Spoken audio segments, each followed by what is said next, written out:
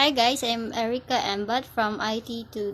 The topic that I am going to present to you is all about climate change. We will tackle about climate change, the cause of the climate change, effect of the climate change, and how to avoid climate.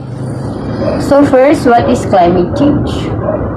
According to the Google, it is change in global or regional climate patterns, in particular change apparent from the mid to late 20th century, and attribute largely to the increased level of atmospheric carbon dioxide produced by the use of fossil fuels.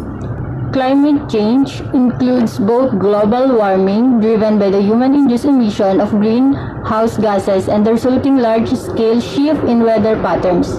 True, there have been previous period of climatic change. The mid-20th century, human had an unprecedented impact on Earth climate system and caused change on global. Second is causes of climate change. We have three major causes of climate change. The first is humanity increased use of fossil fuels such as coal, oil, gas to generate electricity, run cars and other form of transport, and power manufacturing and industry. Mining, drilling, and burning dirty energy are harming the environment and our health. Here's everything you need to know about fossil fuels and why we need to embrace a clean energy future. Second is deforestation. Deforestation, it is the permanent removal of trees to make room for something beside forests. That can include clearing the land for agriculture or grazing or using the timber for fuel. Construction of manufacturing. Forests cover more than 30% of the Earth's land surface according to the World Wildlife Fund. So, deforestation because living trees absorb and store carbon dioxide. And the last one is increase in intensive and agriculture, which emits greenhouse gases like methane and nitrous oxide. Intensive agriculture, also known as intensive farmer, as opposed to intensive farming. And industrial agriculture, it is a type of agriculture both of croplands and of animals, with higher levels of input and output per unit of agricultural land area. It is characterized by a low-follow ratio, higher use of inputs such as capital and labor, and higher crop yields per unit land area. That is the three major causes of climate change. So we will now move to the effect of climate change. So, first, what is the effect of climate change? More frequent and intense drought, storms, heat waves, rising sea levels, melting glaciers, and warming oceans can directly harm animals, destroy the place they live, and wreak havoc on people's livelihood and communities. As climate change worsens, dangerous weather events are becoming more frequent or severe. Extreme heat, heavy downpours, and flooding will affect infrastructure, health, agriculture, forestry, transportation, air and water quality, and more. Climate change will also exacerbate a range of risks to the Great Lakes. Need to do to avoid climate change. We have 6 major on how we can avoid climate change. First is speak up.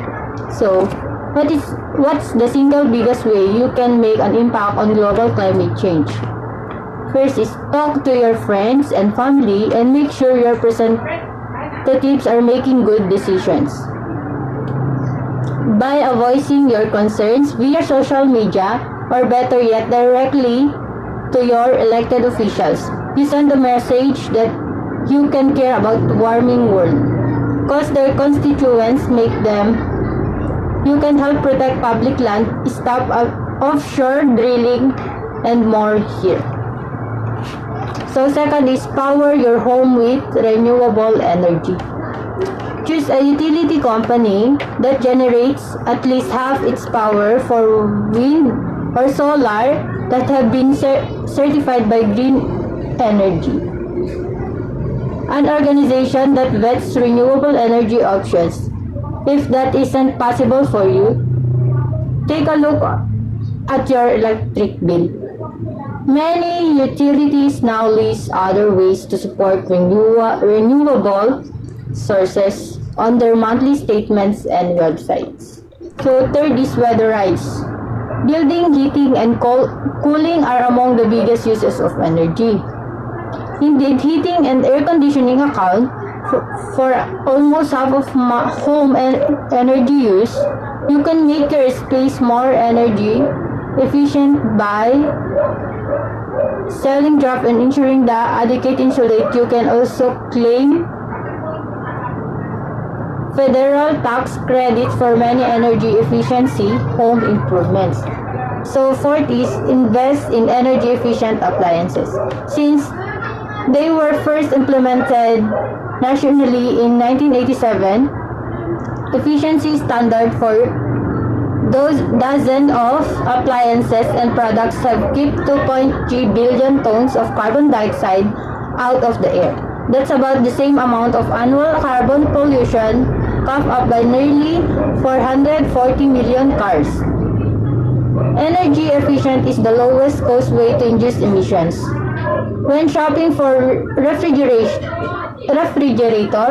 washing machine, and other appliances, look for the Energy Star level. It will tell you which are the most efficient. The fifth one is the reduce water waste. Saving water reduces carbon pollution too. That because it takes a lot of energy to pump heat and treat your water. So take shorter shower, turn off the tap while brushing your teeth, and switch to water sense label fixture of appliances. The EPA estimates that if just 1 out of every 100 American homes were rectified with water efficient fixture, about 100 million kilowatts per hour of electricity per year would be saved among 80,000 tons of global warming pollution. And the last one is the actually eat the food you buy and make less of it meat. Approximately 10% of US energy use goes into growing, processing, packaging, and shipping food, about 40% of which just winds up in the landfill. If you are wasting less food, you're likely cutting down of energy consumption. And since livestock products are among the most resource intensive to produce, eating meat-free meals can make a big difference too.